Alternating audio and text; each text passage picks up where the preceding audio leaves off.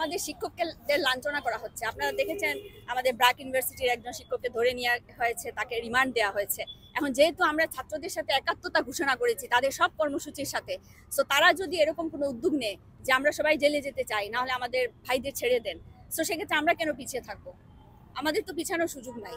তাদেরকে সাহস যোগানোর জন্য তো আমাদেরকে এগিয়ে যেতে, দম বন্ধ লাগতেছে, শ্বাস নিতে পারছি না, কোনো ফ্যামিলি শান্তিতে ঘুমাতে পারছে না। আমি প্রতিদিন যে ছাত্রকে আমি ক্লাসে পড়িয়েছি তাকে সবসময় শিখিয়েছি, ন্যায় বিচার শিখিয়েছি, আমি তাকে গণতন্ত্র শিখিয়েছি, কিন্তু সে তো এখন তার চর্চাটা দেখছে না। সে তো নামবেই, সে তো ব্রাশ করবে এক সময়, এবং সেই সময়টা হয়তো আমরা আমরা দিয়ে দিয়েছি তাদেরকে সেই সুযোগটা, তাদেরকে ব্রাশ হওয়ার।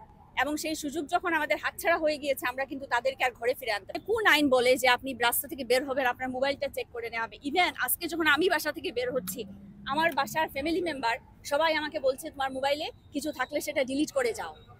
সবাই ভয়ে এখন পর্যন্ত আতঙ্কিত আছে যে আমি আসলে সেফলি আমার বাসায় ফিরে যেতে পারবো কিনা। বারবার ফোন আসছে বাসা থেকে, এবং আমার বাচ্চাটা কিন্তু একদম চুপসায় বসে আছে যে মা কখন ফিরে আসবে। তো এই অবস্থাটা তো আমরা চাই নাই। আমার ক্যাম্পাস আমার দখলে নাই, এর থেকে দুঃখজনক কি হতে পারে? আমার ছাত্রছাত্রীরা যেখানে চড়ে বেড়াবে সেই ক্যাম্পাসটা আমার দখলে নাই। আমি এই 2024 সালে এসে এটা আমি মেনে নিতে পারছি না।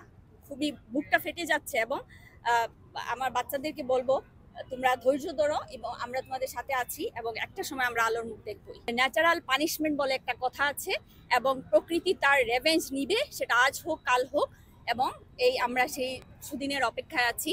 পুরো বাংলাদেশ সেই সুদিনের অপেক্ষায় আছে। আমরা এখন আমার ব্যক্তিগত অবজারভেশন যেটা, আমাদের স্টুডেন্ট 52 থেকে নিয়ে যে যত রকমের মুভমেন্ট ছিল, তারা ন্যায্যভাবে এই বয়স এবং এই স্টেজের যে স্টুডেন্টগুলো, তারা সবসময় ন্যায়ের পক্ষে থাকে এবং সব স্টেজেই ছিল, এবং এখনো আমরা সেটাই অবজার্ভ করতেছি। তারা ন্যায়সঙ্গত দাবি নিয়ে তাদের সিস্টেমেটিক আন্দোলন করে যাচ্ছে।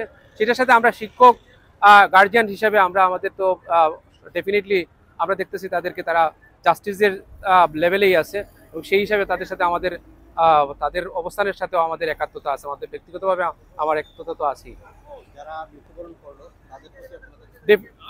এটা তো খুবই দুঃখজনক, এবং যে প্রাণ তো আর খুঁজে পাওয়া যাবে না, সবকিছুই মিলানো যাবে, কিন্তু প্রাণ তো আমরা খুঁজে পাবো না, প্রাণকে আমরা ফিরিয়ে দিতে পারবো না। যে পরিমাণ যাদের ক্ষয়ক্ষতি হয়েছে বা যারা যারা প্রাণ দিছে, তাদের রুহের মাগফিরাত কামনা করতেছি।